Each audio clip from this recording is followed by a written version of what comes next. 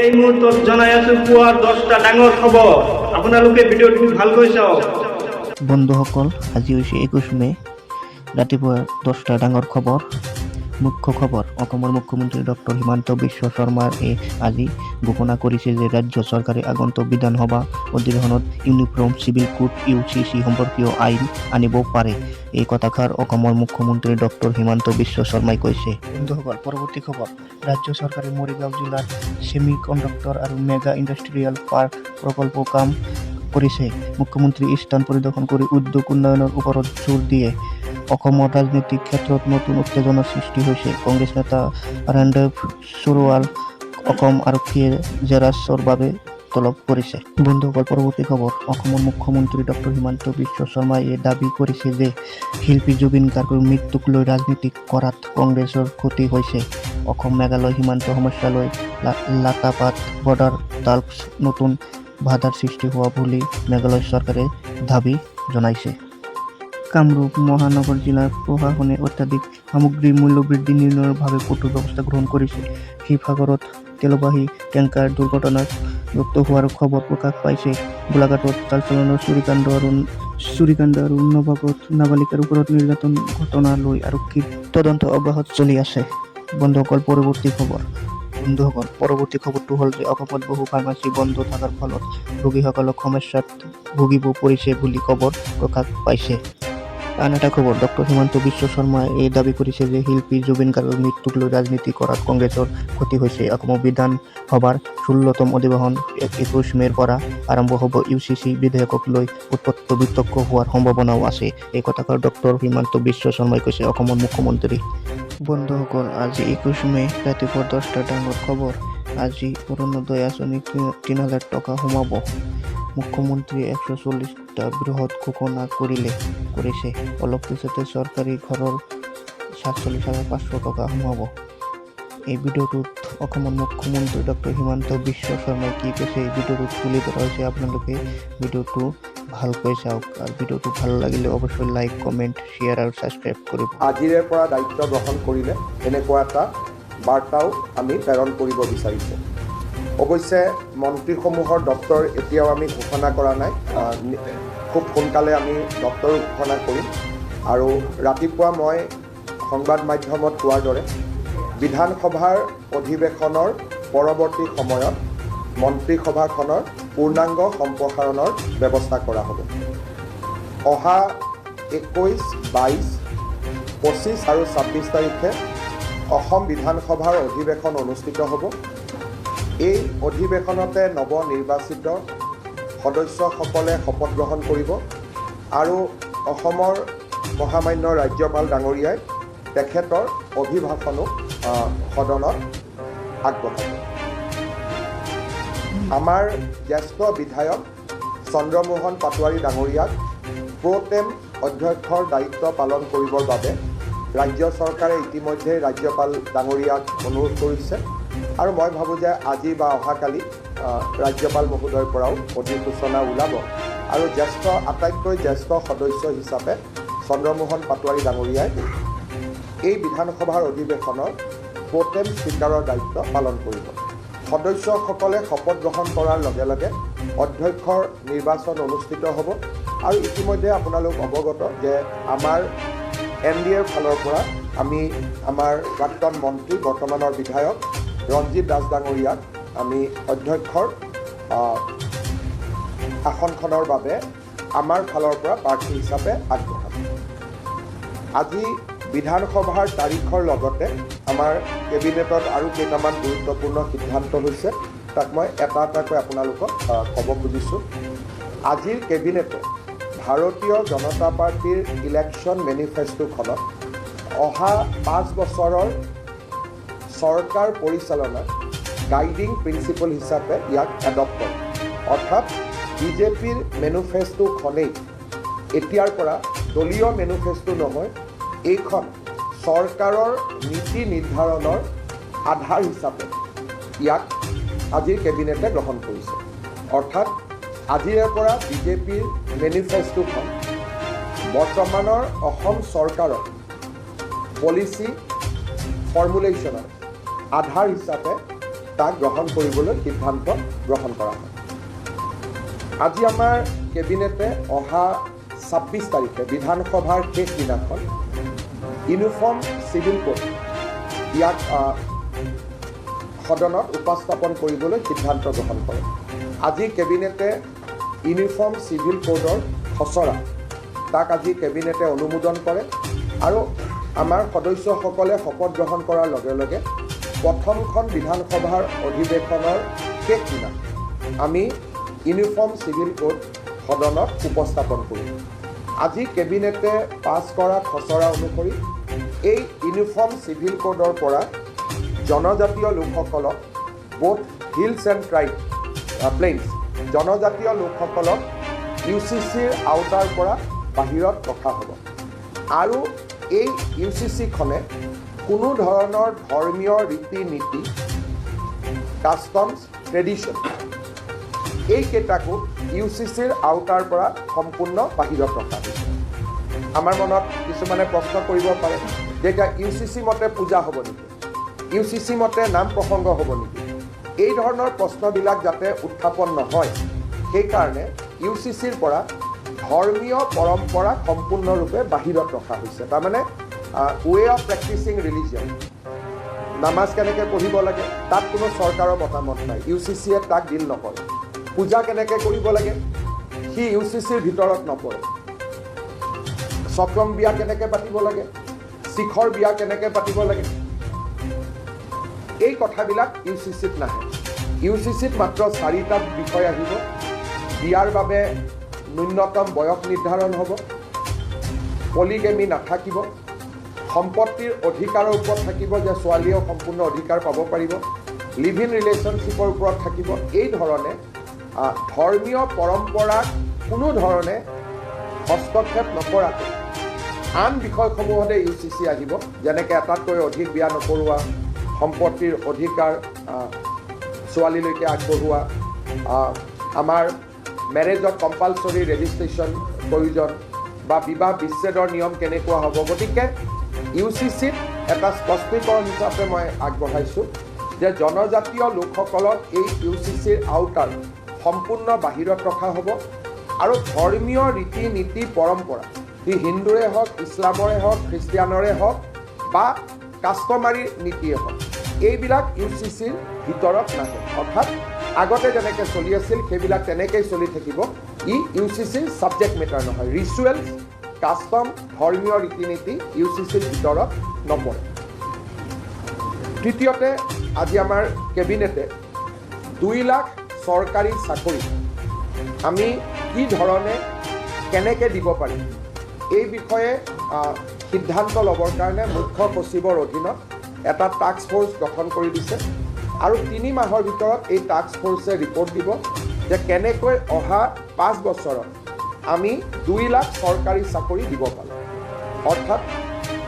অৰ্থাৎ মুখ্য সচিব ডাঙৰীয়াই প্ৰতিটো বিভাগৰ লগত কথা পাতি চৰকাৰী বা চৰকাৰৰ দ্বাৰা নিয়ন্ত্ৰিত বিভিন্ন কৰ্পৰেশ্যন, আমাৰ বিশ্ববিদ্যালয়, 6 শিডিউলৰ কাউন্সিল এই গোটেইবিলাকত মিলি অহা 5 বছৰত আমি কেনেকৈ 2 লাখ যুৱক যুৱতীক চৰকাৰী চাকৰি দিব পাৰোঁ তাৰ বিষয়ে প্ৰতিবেদন এখন দিবৰ কাৰণে মুখ্য সচিব ডাঙৰীয়াৰ অধীনত এটা টাস্ক ফ'ৰ্চ গঠন কৰি দিছে, যাতে আমি আমাৰ যিটো অসমৰ যুৱক যুৱতীসকলৈকে যি প্ৰতিশ্ৰুতি আছিল তাক যাতে আমি ৰাখিব পাৰোঁ বা তাক যাতে আমি পালন কৰিব পাৰোঁ।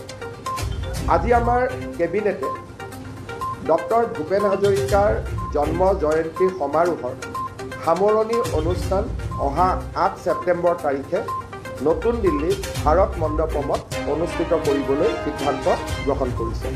অৰ্থাৎ আমাৰ যি বৰ্ষজোৰা ভূপেন হাজৰিকাৰ জন্ম জয়ন্তী আমি উদযাপন কৰি আছোঁ তাৰ সামৰণি অনুষ্ঠান 8 ছেপ্টেম্বৰ তাৰিখে নতুন দিল্লীৰ ভাৰত মণ্ডপমত অনুষ্ঠিত কৰিবৰ বাবে সিদ্ধান্ত গ্ৰহণ কৰিছে। আজি কেবিনেটে 32 কোটি টকা ব্যয় সাপেক্ষে ডক্টৰ ভূপেন হাজৰিকাৰ এটা সংগ্ৰহালয় নিৰ্মাণৰ বাবে অনুমোদন আগবঢ়াইছে। অৰ্থাৎ এতিয়া আমাৰ শংকৰদেৱ কলাক্ষেত্ৰত 32 কোটি টকা ব্যয়েৰে ডক্টৰ ভূপেন হাজৰিকাৰ সংগ্ৰহালয় এটা আমি স্থাপন কৰিম, য'ত নেকি তেখেতৰ জীৱনৰ লগত জড়িত অমূল্য সম্পদৰাজিক আমি সংৰক্ষণ কৰিব পাৰোঁ। ইয়াৰে 13 কোটি টকা নৰ্থ ইষ্ট কাউন্সিলে দিব, অৰ্থাৎ টোটেল 33 কোটি টকাৰ বা 32 কোটি টকাৰ নৰ্থ ইষ্ট কাউন্সিলে 13 কোটি টকা দিব আৰু 20 কোটি টকা ৰাজ্য চৰকাৰে আগবঢ়াব। আজি সেই প্ৰকল্পটো আমাৰ প্ৰথম কেবিনেটতে অনুমোদন জনোৱা হৈছে। কলাক্ষেত্ৰত আজি ৰাজ্য চৰকাৰে অসমৰ মহা অধিবক্তা দেৱজিৎ শইকীয়াক আৰু 5 বছৰৰ কাৰণে অসম চৰকাৰৰ মহা অধিবক্তা হিচাপে নিয়োগ কৰিছে। প্ৰধানমন্ত্ৰী নৰেন্দ্ৰ মোদী ডাঙৰীয়াই যোৱা কেইটামান দিনত ভাৰতৰ বিদেশী মুদ্ৰা সংৰক্ষণৰ কাৰণে আৰু অপব্যয় নকৰিবৰ বাবে ৰাজ্য চৰকাৰ আৰু দেশৰ জনগণক পৰামৰ্শ দিছিল। প্ৰধানমন্ত্ৰী ডাঙৰীয়াৰ পৰামৰ্শক সৰুগত কৰি আজি ৰাজ্য চৰকাৰে কেইবাটাও সিদ্ধান্ত গ্ৰহণ কৰিছে, যিকেইটা সিদ্ধান্ত মই আপোনালোকক ক'ব খুজিছোঁ। অহা 6 মাহ অসম চৰকাৰে কোনো নতুন গাড়ী মটৰ ক্ৰয় নকৰে, অৰ্থাৎ নতুন মন্ত্ৰীসকলকো অহা 6 মাহলৈকে নতুন গাড়ী দিয়া নহ'ব। আমাৰ বৰ্তমান যি পুৰণা গাড়ী আছে আমি সেই গাড়ীয়েদি আমাৰ কাম চলাব লাগিব। দ্বিতীয়তে যিকেইটা আমি অনুমতি ইতিমধ্যে দিলোঁ, কিন্তু অহা কালিৰ পৰা প্ৰযোজ্য হোৱাকৈ 6 মাহ কোনো চৰকাৰী বিষয়া নিজৰ খৰচতো বিদেশ ভ্ৰমণ নকৰিব। বহুত সময়ত মানুহে কয়, এজন অফিচাৰে কয় যে মই হলিডেত যাব খুজিছোঁ থাইলেণ্ড, ছিংগাপুৰ, আৰু আমি এইটো লিবাৰেলি আমি অনুমতি দিওঁ। কিন্তু বৰ্তমান 6 মাহৰ কাৰণে এক্সেপ্ট মেডিকেল ৰিজনক বাদ দি কোনো চৰকাৰৰ মন্ত্ৰী বা বিষয়া বা কৰ্মচাৰীয়ে বিদেশ ভ্ৰমণ কৰিব নোৱাৰিব। 6 মাহৰ কাৰণে বোথ অফিচিয়েল এণ্ড পাৰ্চনেল, কোনো ধৰণৰ অফিচিয়েলিও বিদেশ ভ্ৰমণ নকৰে আৰু ব্যক্তিগত টকা দিও বিদেশ ভ্ৰমণ নকৰে। চৰকাৰী বিদেশ ভ্ৰমণ অকল মুখ্যমন্ত্ৰীৰ আগতীয়া অনুমতিৰে সম্ভৱ হ'ব, কিন্তু চৰকাৰী বিদেশ ভ্ৰমণৰ ক্ষেত্ৰতো ছেমিনাৰ বা কনফাৰেন্সত আমি যিমান দূৰ সম্ভৱ হয় গুৱাহাটীৰ পৰাই ভিডিঅ' কনফাৰেন্সত অংশগ্ৰহণ কৰিবলৈ আমাৰ বিষয়াসকলক আমি অনুৰোধ কৰিছোঁ। ৰাজ্যপালৰ পৰা আৰম্ভ কৰি আমাৰ প্ৰতিটো পৰ্যায়ৰ চৰকাৰী বিষয়া মন্ত্ৰীসকলৰ কনভয়সমূহ সৰু কৰা হ'ব, নিৰাপত্তাৰ দিশটোক বাদ দি। তাৰ এই গোটেই কনভয়খিনি আমি সংখ্যা হ্ৰাস কৰিবৰ কাৰণে আজি আমি সিদ্ধান্ত লৈছোঁ। মন্ত্ৰী হওক, অফিচাৰ হওক বা মুখ্যমন্ত্ৰী হওক, ৰাজ্যপাল হওক, সকলোৰে কনভয়বিলাক ডাউন চাইজ কৰা হ'ব, এটলিষ্ট ফৰ নেক্সট 6 মান্থ। যোৱা বছৰৰ তুলনাত এই বছৰ অসম চৰকাৰৰ পেট্ৰল ডিজেল খৰচ, যিটো চৰকাৰে আমি গাড়ীত খৰচ কৰোঁ, it will be cut by 20% by reducing toll, আৰু 2-4খন গাড়ী বেছিকৈ খৰচ নকৰি আমি চৰকাৰে যিমান টকাৰ তেল কিনে যোৱা বছৰৰ তুলনাত এই বছৰ আমি 20% ডিজেল আৰু পেট্ৰলত আমি কম খৰচ কৰিম। আৰু এটা আজি আমি সিদ্ধান্ত লৈছোঁ যে অহা 6 মাহ অসম চৰকাৰে কোনো বিদেশী বস্তু ক্ৰয় নকৰিব। মোবাইলে হওক কিবা আন যিকোনো আমাৰ বিভিন্ন সময়ত বিভিন্ন বস্তু আমি কিনি থাকোঁ, অহা 6 মাহ আমি কোনো ধৰণৰ বিদেশী বস্তু ক্ৰয় নকৰোঁ। চৰকাৰে, পাব্লিকে কৰিব পাৰে, চৰকাৰে আমি ক্ৰয় নকৰোঁ, যাতে আমি বিদেশী মুদ্ৰা সঞ্চয় কৰিব পাৰোঁ। আমি অহা 6 মাহ ছেমিনাৰ ৱৰ্কশ্বপ আমি একো নাপাতোঁ, যাতে মানুহ আহিবলগীয়া নহয়, কিন্তু through video' conference seminar workshop পাতি থাকিব পাৰিব। Physical seminar and workshop will not be held for next 6 month. চৰকাৰে যদি গাড়ী ভাড়া লয়, আমি EV ভেহিকলহে হায়াৰ কৰিবৰ বাবে সিদ্ধান্ত লৈছোঁ। আৰু যিমান অসমত অল্ড ভেহিকল আছে 20 বছৰ 15 বছৰ পুৰণা, যিমান পাৰি আমি স্ক্ৰেপিং কৰিবৰ কাৰণে আমি সিদ্ধান্ত লৈছোঁ। গতিকে প্ৰধানমন্ত্ৰী ডাঙৰীয়াৰ আবেদনৰ লগত সংগতি ৰাখি আজি আমি এইকেইটা অস্ত্ৰেটি মিডিয়া গ্ৰহণ কৰিছোঁ। 20% ফিউৱেল কাট, এইটো এটা খুব ইম্পৰ্টেণ্ট যে আমি গভৰ্ণমেণ্ট এক্সপেণ্ডিচাৰ নকৰোঁ। Private foreign travels for government employees also' ban. Convoy size will be reduce, it will be down size. আৰু যিমান পাৰোঁ আমি ভিডিঅ' মাধ্যমেৰে চৰকাৰৰ কাম কাজ পৰিচালনা কৰাৰ বাবে আমি চেষ্টা কৰিম আজি প্ৰথম দিনৰ কেবিনেটত এই সিদ্ধান্তখিনি গ্ৰহণ কৰা হৈছে আপোনালোকে যদি কিবা প্ৰশ্ন কৰিব খোজে এজন এজনকৈ আপোনালোকে কৰিব one by one please one by one already Uttaranchal, Goa and Gujarat has passed Uniform Civil Code. Today, Assam Cabinet has also passed Uniform Civil Code. We customize that to the requirement of Assam. We have completely exempted tribal population from the purview of Uniform Civil Codes.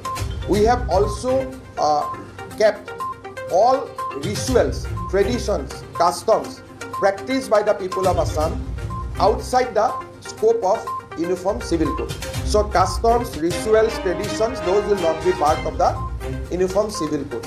The UCC bill will be laid before the Assembly on 26th of May. So this is one of the major decisions we have adopted in our today's cabinet. This is in sync with the election commitment we have made during the last election. Basically, UCC will deal with the succession, marriage, live-in relationship and compulsory registration of marriage including divorce. So it will be almost in sync with Gujarat, Uttaranchal and Goa. However, we have completely exempted tribal population and customs, rituals, tradition because in Assam we have different community, we have different customs. So all these will be outside the scope of UCC. Like what are the other major decisions? Because you have already in the last time incentivizing policy. So today we have not discussed EV incentivized policy because from 6th July we will have our budget session. So we are keeping this off for the budget speech. And like the galaxy of leaders, industrial leaders to receive yesterday, what does it offer to Assam? I think first of all these industry leader has committed projects. Those are in different stages. So the present symbolizes that they are serious and they are committed to implement all the projects. I had private discussion with also many industrialists. They are looking forward to invest more in Assam. Today Assam Cabinet has gone through the appeal made by the Honorable Prime Minister to save the foreign exchange. We came out with certain recommendations. Number one, we have decided not to purchase any new vehicle for next 6 months. We have decided that we'll encourage scrapping of vehicles in a big way. We have decided that we'll reduce fuel expenditure by 20% in compared to last financial year. Even the private foreign travels of government officers and employees has been prohibited for next 6 months except medical related travel. We have also decided to downsize the cavalcade or the convoys right from the governor of Assam, including chief ministers, ministers and other government officials. We have also decided that we will not organize any seminar or other kind of activity in physical mood. We will encourage more and more conferences, meeting, etc. in video mode. So these are the certain decisions we have taken. So we'll come out with a statement also. You will be able to see those. So when can I expect the cabinet expansion of the cabinet? And It will. I'll not be able to travel to Delhi before 26th of July. So 26th of May. So I see a cabinet expansion in the first week of June. Are you going to have a full-fledged cabinet? Because all these I have to take guidance from the Nitin Naveenji. So as of now I have not discussed.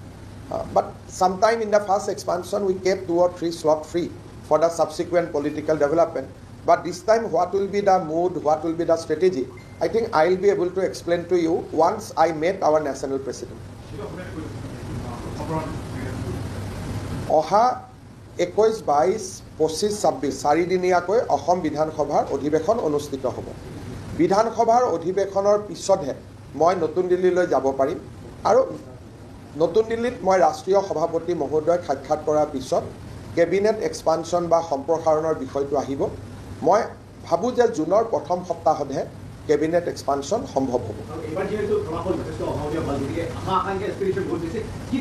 চাওক বিজেপিয়ে ব্যক্তিগত আশা আকাংক্ষা বা এছপাৰেশ্যনক promote নকৰে মই ভাবোঁ যে আমাৰ কোনো বিধায়কে মন্ত্ৰী হ'ব বিচাৰি থকা নাই এটলিষ্ট মোক কোনেও লগো কৰা নাই সাক্ষাতো কৰা নাই সেই ক্ষেত্ৰত বিজেপিত সেই ধৰণৰ সংস্কৃতি নাই কিন্তু ৰাইজৰ আশা আকাংক্ষা পূৰণৰ বাবে আজি আপোনালোকে কেবিনেটত দেখিছে যে আমি দুটা প্ৰমিছ 2 লাখ চৰকাৰী চাকৰি UCC আমি অলৰেডি কাম আৰম্ভ কৰিলোঁৱেই গতিকে ৰাইজক দিয়া প্ৰতিশ্ৰুতিখিনি আমি আখৰে আখৰে পালন কৰিম আৰু সেইকাৰণে বিজেপিৰ মেনিফেষ্টোখন আজি চৰকাৰে as a guiding principle of governance হিচাপে আজি আমি ইয়াক এডপ্ট কৰিছোঁ তাৰমানে আমি এই গোটেই মেনিফেষ্টোখন লৈ কিমান চিৰিয়াছ তাৰ এটা ষ্ট্ৰং ছিগনেল আজি আমি আগবঢ়াইছোঁ চাওক এই গোটেই বিষয়টো এটা আইনৰ হাতত আৰু আইনে নিজৰ গতিৰে সিদ্ধান্ত ল'ব কিন্তু ভাৰত চৰকাৰে ইতিমধ্যে বিদেশী ৰাষ্ট্ৰসমূহৰ পৰা এই ডকুমেণ্টছবিলাক সঠিক নাছিল বা ডকুমেণ্টছবিলাক ভুৱা বুলি ইতিমধ্যে আমি লিখিত পত্ৰ লাভ কৰিছোঁ গতিকে পুলিচৰ ইনভেষ্টিগেশ্যনটো বহুত দিন নহ'বগৈ আমি নিৰ্ধাৰিত সময়ত এই কেছটোত আমি চাৰ্জশ্বিট দিব পাৰিম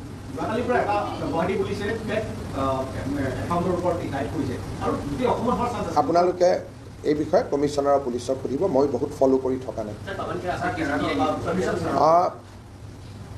as per the supreme court order today he appeared before the crime branch will definitely ask questions we will try to file charge sheet within the stipulated time if he continue to cooperate submission of charge sheet or submission of final report will be much faster but if he doesn't cooperate then it might take time but we want to conclude the case as soon as possible হ'ব চব নিৰ্বাচন হৈ গ'ল অহা 3টা বছৰ বা 2টা বছৰ লোকসভা নিৰ্বাচনৰ পৰিৱেশ নাহালৈকে আমি সকলোৱে অসমৰ ৰাইজৰ উন্নয়নৰ বাবে সময়খিনি খৰচ কৰিব খোজোঁ ডেফিনেটলি সকলোৱে কিবা নহয় কিবা ভাল বেয়া কৈ থাকিব কিন্তু এইকেইটা দিন আমি ৰাজনীতিৰ কথা বতৰাত কৈও কাৰণ বহুত পলিটিক্স কৰিলোৱে এইকেইটা দিন আমাৰ চিন্তা থাকিব যে কেনেকৈ আমি ইলেকশ্যন মেনিফেষ্টোখন ইমপ্লিমেণ্ট কৰিব পাৰোঁ সেইকাৰণে ময়ো ষ্টেটমেণ্ট চোৱা নাই আৰ্টিকলো মই চোৱা নাই ৰাতি পঢ়ি ল'ম কিবা যদি ৰিয়েক্ট কৰিব লাগে মই জনাম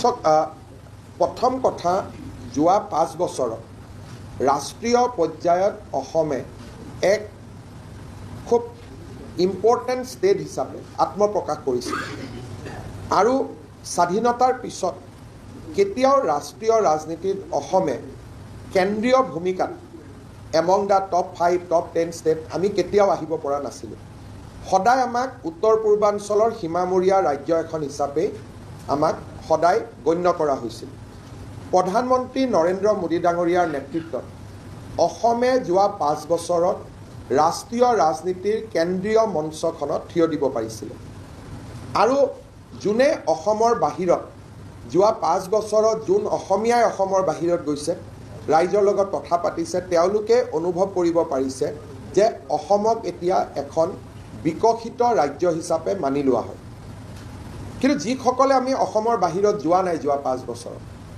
তেওঁলোকেও যোৱাকালি অনুভৱ কৰিব পাৰিছে যে ৰাষ্ট্ৰীয় ৰাজনীতিত অসমে এতিয়া এটা বলিষ্ঠ কণ্ঠ হিচাপে আত্মপ্ৰকাশ কৰিছে NDA শাসিত ৰাজ্যৰ উপৰিও মিজোৰামৰ মুখ্যমন্ত্ৰী আৰু আন কেইবাগৰাকীও সাংসদ দৰ্শকৰ আসনতো বহু সংখ্যক সংসদ বহি আছিলে কেন্দ্ৰীয় মন্ত্ৰী আৰু প্ৰাক্তন কেন্দ্ৰীয় মন্ত্ৰী প্ৰাক্তন সংসদ কালি প্ৰায় সংসদ মন্ত্ৰী বিধায়ক বিভিন্ন ৰাজ্যৰ বিধায়ক নিজে নিজে আহিছিলে বিভিন্ন ৰাজ্যৰ মন্ত্ৰী যাক আমি দেখা নাই মঞ্চত আমি মুখ্যমন্ত্ৰী আৰু উপমুখ্যমন্ত্ৰীসকলক দেখিছোঁ কিন্তু তাৰ উপৰিও 500তকৈ অধিক মন্ত্ৰী বিধায়ক প্ৰাক্তন সাংসদ আৰু বৰ্তমানৰ সংসদ যোৱাকালি উপস্থিত আছিলে মুকেশ আম্বানীক বাদ দি দেশৰ গোটেই কেইজন প্ৰতিষ্ঠিত উদ্যোগপতি যোনে নেকি অসমৰ লগত সম্পৰ্ক ৰক্ষা কৰে তেওঁলোক যোৱাকালি উপস্থিত আছিল ভাৰত চৰকাৰৰ PSU BCPL oil India IOC তাৰো প্ৰতিনিধি মণ্ডলসকলে যোৱাকালি আমাৰ শপত গ্ৰহণ অনুষ্ঠানত অংশগ্ৰহণ কৰিছিল অসমৰ এক বৃহৎ সংখ্যক সত্ৰৰ সত্ৰাধিকাৰ প্ৰভু ঈশ্বৰসকলে কালি শপত গ্ৰহণ অনুষ্ঠানত যোগদান কৰিছিল আমেৰিকাৰ ৰাষ্ট্ৰদূত সাধাৰণতে কোনো শপত গ্ৰহণ অনুষ্ঠানত এম্বেচাডৰক দেখা নাযায়। কালি আমেৰিকাৰ এম্বেচাডৰে শপত গ্ৰহণ অনুষ্ঠান আৰু পিছত মোক ব্যক্তিগতভাৱেও সাক্ষাৎ কৰিছিলে। এইসকলৰ উপৰিও যোৱাকালি বিজেপি দলৰ প্ৰতিটো বুথৰ সভাপতি উপস্থিত আছিল, বুথ কমিটিৰ সভাপতিসকল। AGP আৰু BPF দলৰো বুথ পৰ্যায়ৰ কাৰ্যকৰ্তাসকল উপস্থিত আছিল, যিসকলে ইলেকশ্যনত কপালৰ ঘাম মাটিত পেলাই কাম কৰিছিলে। যোৱাকালিৰ সভাখনে অসমক এক অনন্য স্বীকৃতি দিছে, লগতে আমাৰ দায়িত্বও বৃদ্ধি কৰিছে। যেতিয়া অসমক লৈ মানুহে উৎসাহিত হয়, অসমৰ সফলতাক যেতিয়া মানুহে চেলিব্ৰেট কৰে, তেতিয়া মন্ত্ৰী, মুখ্যমন্ত্ৰী বা চৰকাৰ হিচাপে আমাৰ দায়িত্বও বহুত বাঢ়ি যায়। গতিকে যোৱাকালিৰ গাম্ভীৰ্যপূৰ্ণ শপত গ্ৰহণ অনুষ্ঠানটোৱে আমাৰ দায়িত্ব বঢ়ালে। আৰু যোৱাকালি প্ৰধানমন্ত্ৰী নৰেন্দ্ৰ মোদী ডাঙৰীয়াই যি ধৰণে আমাৰ প্ৰতিগৰাকী মন্ত্ৰীৰ নাম উল্লেখ কৰি যি ধৰণে তেখেতে টুইট কৰিছে, সি সাধাৰণতে প্ৰধানমন্ত্ৰীৰ পৰা তাক পোৱা নাযায়। প্ৰধানমন্ত্ৰীয়ে কালি আমাৰ শপত গ্ৰহণ অনুষ্ঠানক লৈ ৩-৪টাকৈ টুইট কৰিছে, ইনষ্টাগ্ৰামত দিছে, ফেচবুক পেজত দিছে, আৰু প্ৰতিগৰাকী মন্ত্ৰীক প্ৰধানমন্ত্ৰী ডাঙৰীয়াই নিজে ডাইচত বেষ্ট উইচেছ বা আশীৰ্বাদ দিছে। গতিকে ই এটা অনন্য আমাৰ কাৰণে প্ৰাপ্তি আছিল। এই প্ৰাপ্তিৰ আনন্দক আমি দায়বদ্ধতালৈ ৰূপান্তৰ কৰিম আৰু আমি আগতকৈও অধিক দায়িত্ব সহকাৰে অসমৰ ৰাইজক সেৱা কৰিবৰ বাবে প্ৰচেষ্টা কৰিম। কালিৰ শপত গ্ৰহণ অনুষ্ঠানটোৱে এটা প্ৰমাণ কৰি দিলে যে এখন ছিংগল ইঞ্জিন গভৰ্ণমেণ্ট নহয়, এখন ডাবল ইঞ্জিন গভৰ্ণমেণ্ট, আৰু প্ৰধানমন্ত্ৰী ডাঙৰীয়াই অসমৰ ৰাইজক দিয়া প্ৰতিটো প্ৰতিশ্ৰুতি পালন কৰিব। Sir, yesterday, newly elected CM of West Bengal, Sohidul told that endorsement of land to BSF in Bangladesh border, and both of your recent photograph also got viral in social media. So, what is the next step? You see, for the security of Assam, strict vigilance and closure of Indo-Bangladesh border is very, very important. 5 states share Indo-Bangladesh border: Mizoram, Tripura, Meghalaya, Assam, and West Bengal. Out of that, Assam has the smallest border, Bengal has the most, in a way they share highest area with Bangladesh. Our fight against infiltration always has a problem because there was a huge gap so far as fencing is concerned between West Bengal and India. Many organizations in Assam demands that you seal Indo-Bangladesh border in Assam, but that was meaningless. Sealing Assam border with India-Bangladesh border only in Assam is meaningless without similar closure in West Bengal. So that was our issue for long. Yesterday, day before yesterday, Bengal cabinet has taken a very significant decision that within 45 days, BSF will be given land so that Indo-Bangladesh border can be completely secured. Fencing can be erected in 800 kilometers of stretch. So this is a very heartening news for the people of Assam because we are fighting with infiltration, and this cannot be stopped without a nationalist government in West Bengal. So I wholeheartedly welcome the decision taken by the Bengal cabinet, more particularly Honorable Chief Minister of Bengal, Sri Shubhendu Adhikari. That was my campaign theme in NDA election in Bengal, that without Bengal, northeastern region will remain always insecure. So Bengal decision is basically a very welcoming news for the people of Assam and people of Northeast. So I would like to compliment the Bengal cabinet for this historic decision. Honorable Chief Minister, yesterday US ambassador to India and you have discussed. So any kind of he has basically invited me. Secretary State of USA is coming to Delhi on 23rd. So he has invited me for they have organized a small dinner. So he has invited me to attend the dinner. So yesterday it was all exchange of pleasantry. So I have also not discussed serious thing yesterday. Gradually we'll try to see that if we can have lot of data center, AI activity, quantum computer, because USA is already partnering in many, like company like Google are already partnering with government of Andhra Pradesh, etc. I think America is a giant on that sector. So American company, if we can bring them to Assam to set up data center, etc., it will be nice. But it is very, very premature. But I am sure that our interaction will continue in days to come. 2001 চনৰ 13 মে'ত মই প্ৰথম জালুকবাৰী সমষ্টিৰ পৰা অসম বিধানসভালৈ নিৰ্বাচিত হৈছিলোঁ আৰু আজি 2026 চনৰ 13 মে' অৰ্থাৎ অসম বিধানসভাত 25টা বছৰ মোৰ সম্পূৰ্ণ হ'ল। মই ভাবোঁ ইও এটা প্ৰাপ্তি। প্ৰত্যেক বছৰে ইলেকশ্যনত জিকাৰ মাৰ্জিনো বাঢ়িছিলে। এবাৰ নতুন সমষ্টি ভাল কৰি কাকো চিনিও নাপাওঁ, তথাপিতো ভাল ভোটত জিকিব পাৰিছোঁ। গতিকে ই জনতাৰ আশীৰ্বাদ, মানুহৰ আশীৰ্বাদ বুলিয়ে ধৰোঁ। 25টা বছৰলৈকে ঘূৰি চালে কেনেকৈ পাৰ হৈ গ'ল তাকো আচৰিত লাগে যে প্ৰথম এছেম্বলিত যোৱা আৰু আজি 25টা বছৰ চিনেমাৰ যেনেকৈ 3 ঘণ্টা পাৰ হৈ যায় কোনেও গমেই নাপায়, তেনেকৈ 25টা বছৰ পাৰ হৈ গ'ল। ৰাইজে আশীৰ্বাদ দি আছে আৰু ভাবোঁ দি থাকিব।